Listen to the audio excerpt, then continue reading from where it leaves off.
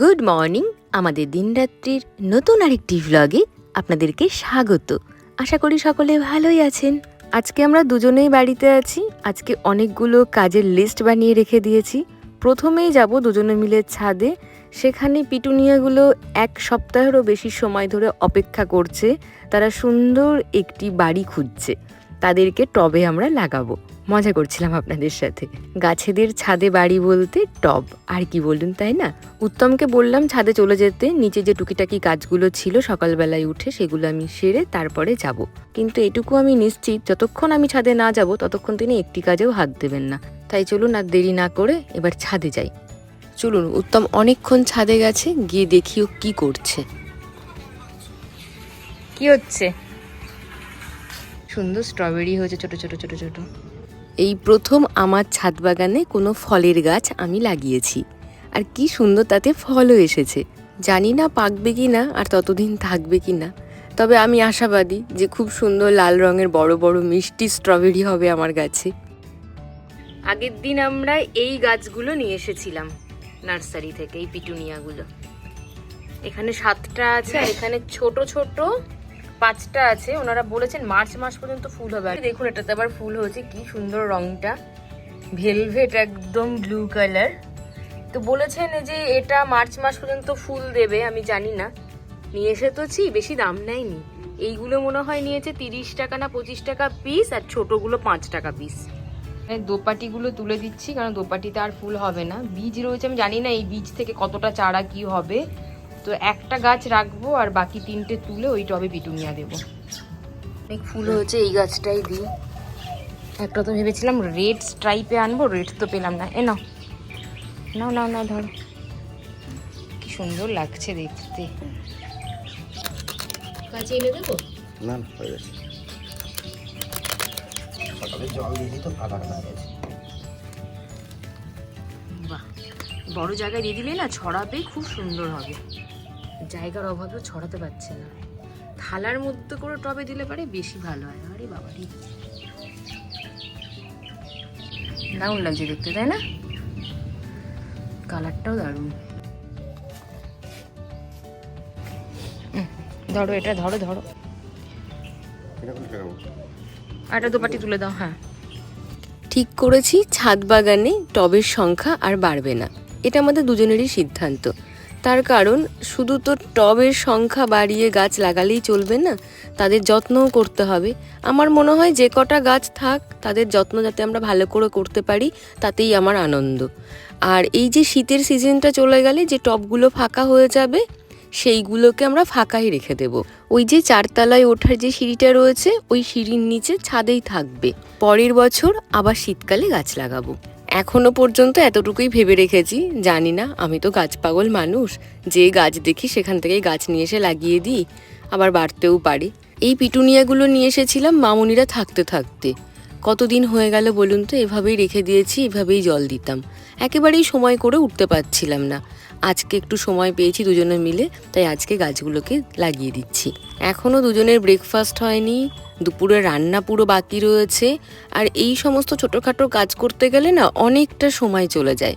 মানে কাজটা চোখে দেখা যায় না, কিন্তু সময়টা যে কোথা দিয়ে চলে যায় তার হিসেব থাকে না। আজকে রোদের এত তাপ, মানে ছাদে থাকা মুশকিল হয়ে যাচ্ছে। দাঁড়াতে পারছি না, গা হাত পা যেন পুড়ে যাচ্ছে মনে হচ্ছে এই সকালবেলাতেই। আর এই রংটাকে দেখুন, একেবারে গোলাপি কালার যাকে বলে, কি অপূর্ব লাগছে তাই না? আমাদের এই গাছগুলো আরও কিছুদিন আগে লাগিয়ে দিলে ভালো হতো। নভেম্বর মাসের শেষের দিকে লাগালে বেশি ভালো হতো। এবছর যে ভুলটা করেছি পরের বছর আর সেটা করব না। টব ভেঙে ফেলো না।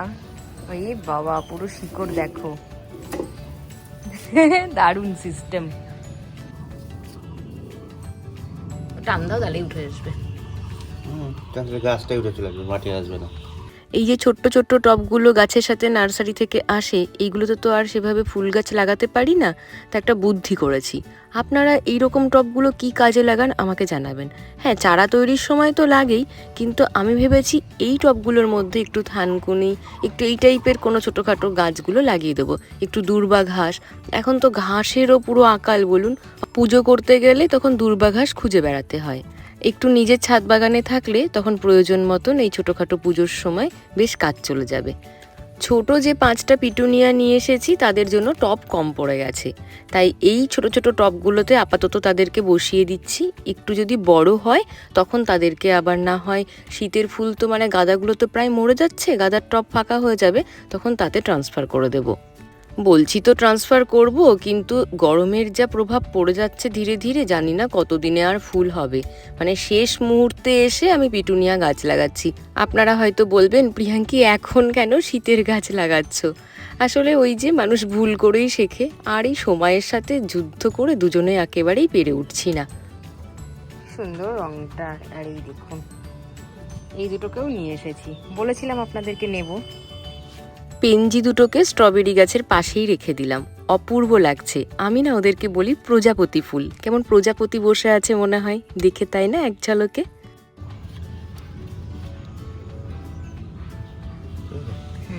কালারটা কিন্তু হেভি কালার, খুব সুন্দর, একদম ভেলভেট পুরো। কিন্তু শীতের শুরুতেই এগুলো লাগাতে হতো, আর সময়ই পাইনি, যাওয়াও পাইনি। এবার গাঁদা চন্দ্রমল্লিকার নিয়েই আমরা মাথা খারাপ করেছি।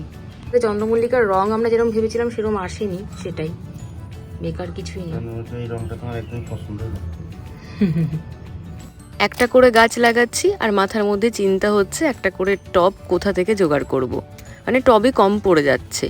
গাঁদার মোট 35টা টব আছে, 15টা হলুদ, 15টা কমলা আর 5খানা রক্ত গাঁদা।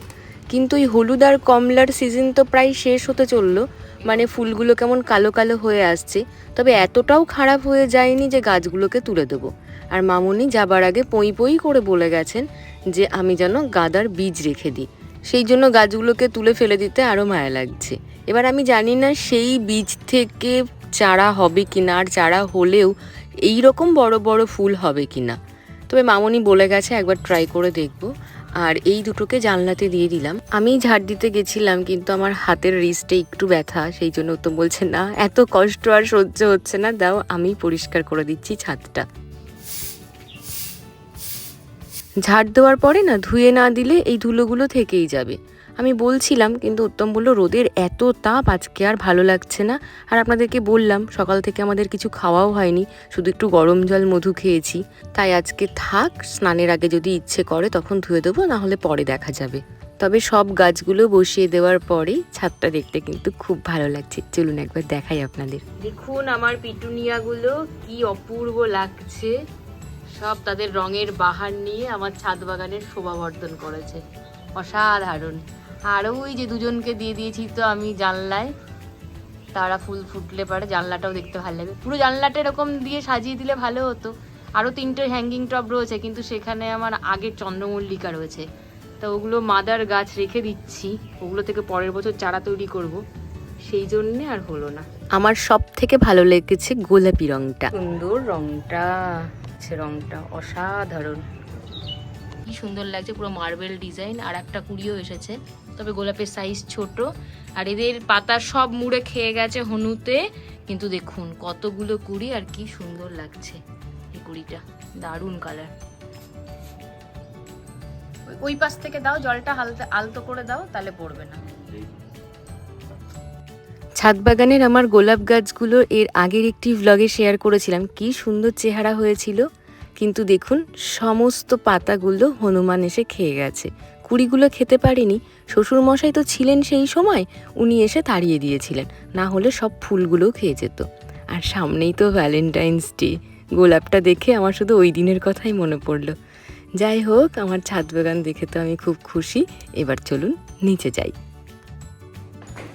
এবার রান্না বান্না, এখনো ব্রেকফাস্ট হয়নি, এতক্ষণ ছাদে থাকার জন্য যেটা হলো, আমার চোখ ব্যথা শুরু হয়ে গেছে। আর এই সমস্ত কাজের জন্য না চশমা নিয়েও যাই না। আর এত রোদের তেজ, ভেবেছিলাম নুডলস বানাবো, কিন্তু এখন আর ইচ্ছে করছে না। তো উত্তম বললো ছাতুর শরবতই খেয়ে নেবো, কোনো অসুবিধে নেই, তুমি আস্তে ধীরে দুপুরে রান্নাটা বসিয়ে দাও। তো ভাবছি একটু মুগ ডাল বানিয়ে নেব, পেঁপে দিয়ে মুগ ডাল রান্না করব। মানে ডালের মধ্যে পেঁপেগুলো স্লাইস করে কেটে দিয়ে দেব, আর তার সাথে উচ্ছে ভাজা আর একটুখানি শিমের সর্ষে পোস্ত, আর লেফট ওভার আছে এঁচোড়ের তরকারি, আর তার সাথে আছে চাটনি, দই, মিষ্টি, অনেক কিছু। তো এত কিছু মানে হয়ে যাবে খুব ভালো করেই, সেই জন্য পনির আজকে আর বানাবো না। আর বানালে না কি হবে, ওই বাসি তরকারি আবার থেকে যাবে। আর আমি এই বাসি খাবার খাওয়া যতটা পারছি চেষ্টা করছি বন্ধ রাখার। আর আজকে কি হয়েছে কে জানে, আমার একেবারেই কোনো কাজে মন লাগছে না, রান্না করতেও ইচ্ছে করছে না। যে কাজটা আমি এত ভালোবাসি, মনে হচ্ছে কোনো রকমে একটা হয়ে গেলেই হলো। মানে এক একদিন হয়তো হয় এরকম মানুষের, তাই না বলুন? আপনাদের সাথেও হয় কি না কমেন্টে প্লিজ জানাবেন। যাই হোক, এই দেখুন পেঁপেগুলো কেটে দিয়ে দিলাম, একবারেই দিয়ে দিলাম। হয়তো পেঁপেগুলো গলে যাবে, কিন্তু মুগের ডাল তো খুব বেশি সিটি দিতে হবে না, 2টো সিটি দিলেই হয়ে যাবে। তো পেঁপে একেবারে গলে ডাল হয়ে যাবে না। রান্না করতে করতে আপনাদের সাথে একটা কথা শেয়ার করি। আপনারা অনেকেই আমাকে জিজ্ঞাসা করেন মাঝে মধ্যে শর্টস ভিডিওগুলো যখন আমি দিই কলেজ যাওয়ার সময়, যে দিদি তুমি সকালবেলায় কিছু খেয়ে বেরো না? হ্যাঁ, অবশ্যই খেয়ে বেরোই। সকালবেলায় না আমি ওই 10টার আগে কোনো খাবার খাই না, মানে চেষ্টা করি। মামুনিরা আসাতে রুটিনটা একটু ব্রেক করেছিল, কিন্তু আবার চেষ্টা করছি ধীরে ধীরে রুটিনে ফেরার। আগে যেটা করতাম 9টার আগে কিছু খেতাম না, এখন 10টা। আর এদিকে সন্ধ্যাবেলায় 7টার পরে কিছু না খাওয়ার চেষ্টা করি, শুধু জল খাই। এবার সন্ধ্যে 7টা কখনো কখনো 8টা হয়ে যাচ্ছে, সেই জন্য সকালের টাইমটা আমি 10টা করে নিয়েছি। এবার 10টা যখন বাজে তখন আমি থাকি ট্রেনে। দাঁড়ান, ওদিকে প্রেশার কুকারটা শো করছে, ওর ফ্লেমটা একটু কমিয়ে দিই। হ্যাঁ, এবার আপনাদেরকে যেটা বলছিলাম, আমার সকালে খাওয়ার সময়টা তখন আমি ট্রেনে থাকি। আর যদি আমার 10:30টায় ক্লাস থাকে তাহলে আমি ততক্ষণে কলেজে পৌঁছে যাই। তাই সকালবেলার খাবারটা আমি সাথে করে ক্যারি করি, হয় ট্রেনে বসে খেয়ে নিই আর নাহলে কলেজে পৌঁছে খাই। আর যেহেতু লিকুইডটা আমি ক্যারি করি তাই খেতে আমার খুব একটা অসুবিধা হয় না। আর কখনো কখনো আমি ওই গ্রিন মুগ এই সমস্ত দিয়ে যে মানে স্প্রাউট বানিয়ে তার স্যালাড বানিয়ে নিয়ে যেতাম, সেটা যদি আমি সকালবেলায় খাই তাহলেও সেটা খেতেও খুব একটা অসুবিধা হয় না। আসল কথা হলো যে আমি তো রুটি বা ভাত ট্রেনে বসে খাই না, হয় স্মুদি ওটসের, না হলে ছাতুর শরবত, না হলে স্প্রাউট স্যালাড, এই ক্যারি করি ব্রেকফাস্টে। আর খুব মানে কচিত ভবিষ্যৎ স্যান্ডউইচ নিয়ে যাই। যেদিন নিয়ে যাই স্যান্ডউইচ সেদিন আপনারা বুঝেই যাবেন যে আজকে প্রিয়াঙ্কি 10:30টায় ক্লাস আছে, ও কলেজে পৌঁছেই ব্রেকফাস্ট করবে। যাই হোক, গল্প করতে করতে আপনাদের সাথে আমার এদিকের রান্নার জোগাড় প্রায় হয়ে গেল। শিমগুলোকে ভালো করে কেটে ফেরে ভেতরটা দেখে নিচ্ছি পোকা আছে কিনা। উত্তম অনেকবার আমাকে অ্যাসিওর করেছে যে একটিতেও পোকা নেই, তবুও নিজের মনের শান্তি। প্রথমে ভেবেছিলাম পুরভরা শিমের একটা রেসিপি আমি বানাবো। হ্যাঁ, অবশ্যই আমি বানাবো আর আপনাদের সাথে আমি সেটা শেয়ারও করব, কিন্তু আজকে নয়। এই সমস্ত ঝামেলার রান্না করতে গেলে একটু মন ভালো থাকতে হয়। মামুনিরা চলে যাবার পর থেকে আমার যেন মনটা ভালোই হচ্ছে না, কোনো কাজে বিশেষ করে মন বসছে না, একটু সময় লাগবে। আর এখন এই চাল ধোয়া জলটা ঘরের যে গাছগুলো রয়েছে তাদেরকে দিয়ে দিলাম। আর এদিকে সিঁড়িতে আমার 2টো গাছ থাকে, একটা এরিকা পাম আর একটা হচ্ছে রাবারউড, তাকেও দিয়ে দিলাম। আর এদিকে দেখুন আমার ভাতটা ফুটেও গেছে।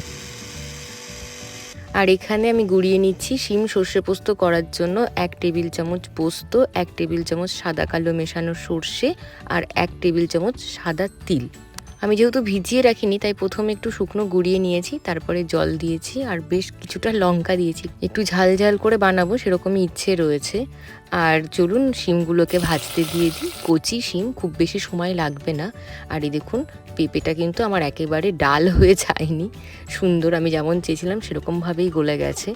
আর পেঁপে দিয়ে ডাল খেতে না খুব ভালো লাগে। আর পেঁপে তো একটু হালকা মিষ্টি হয় স্বাদে, তো ডালটা একটু মিষ্টি মিষ্টি হয়, খেতে আমার খুব ভালো লাগে। উচ্ছে ভাজাও হয়ে গেল। আর প্রেশার কুকারটা একটুখানি জল দিয়ে ভালো করে ধুয়ে নিয়ে এর মধ্যেই আমি ডাল সোমবার দিয়ে দিচ্ছি। সোমবারে 5 ফোড়ন, একটা তেজপাতা আর একটা শুকনো লঙ্কা ব্যবহার করেছি। আর এর মধ্যে শিম ভাজা হয়ে গেছে, তো আমি দিয়ে দিলাম আমার ওই পোস্ত আর হচ্ছে সর্ষে আর সাদা তিলের পেস্টটা, আর একটু হলুদ, আর মিষ্টির জন্য দিচ্ছি একটা গুড়ের বাতাসা, আর লবণটাও দিয়ে দিয়েছি। এবার ফ্লেমটাকে কমিয়ে ঢাকা দিয়ে রেখে দেব। গ্রেভিটা একদম শুকনো শুকনো হয়ে গেলেই নামিয়ে নেব। আর নামানোর পরে ওপর দিয়ে একটু কাঁচা সর্ষের তেল ছড়িয়ে দেব। শিমটা এত ভালো, এত কচি, এই এত কচি শিমে আবার পুরভরা শিম কিন্তু বানানো যাবে না, তাই আজকে না বানিয়ে এক প্রকার আমি ভালোই করেছি। একটু শিমের ওপর দিয়ে কাঁচা সর্ষের তেল দিয়ে দিয়েছি, ভালো লাগবে খেতে। আর ডাল হয়ে গেছে, দেখো উচ্ছে ভাজা হয়ে গেছে। রান্না তো কমপ্লিট। এবার আমি স্নান করে ভগবানের পায়ে একটু ফুল চন্দন দিয়ে চলে এসেছি এখন কিচেনে। ভাত বেড়ে নিচ্ছি দুজনের। এদিকে আমি খাবার নিই আর আপনাদের সাথে সকালবেলায় যে গল্পটা শুরু করেছিলাম তা সম্পূর্ণ করি। হ্যাঁ, সকালবেলায় আমি ব্রেকফাস্ট করি 9টা থেকে 10টা, মানে ম্যাক্স টু ম্যাক্স 10টাই হয়। তারপরে রাত্রেবেলায় আবার মানে রাত তো নয়, সন্ধ্যে 7টার মধ্যে খাবার খাই। 8টা যেন ক্রস না করে সেই চেষ্টা করি। এই যে টাইম পিরিয়ডটা 14 থেকে 15 ঘন্টা ফাস্টিং, এটা করে আমি একটা বড় উপকার পেয়েছি। আর এটা আমি অনেক দিন ধরে করি। যারা আপনারা আমার পরিবারের পুরনো সদস্য তারা জানেন সে কথা।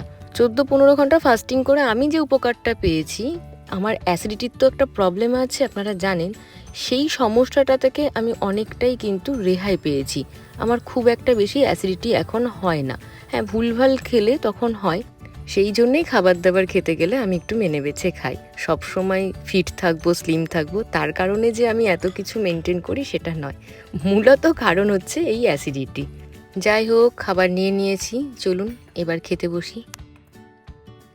খাওয়াটা ভালোই হবে, তাই না? জমে যাবে। কেমন হচ্ছে শিম সর্ষেটা খেতে? খালি দেখুন। উচ্ছে খাচ্ছ না? উত্তম আমাকে বলছিল পেঁয়াজ দিয়ে উচ্ছে ভাজার জন্য, আমি ভাজলাম না, অন্য আর একদিন ভাজবো, খেতে নাকি খুব ভালো লাগে। দারুণ দারুণ, ঝাল ঝাল একদম। ইচ্ছে করে একটু ঝাল ঝাল বানিয়েছি, এত মিষ্টি মিষ্টি হয়েছে তো।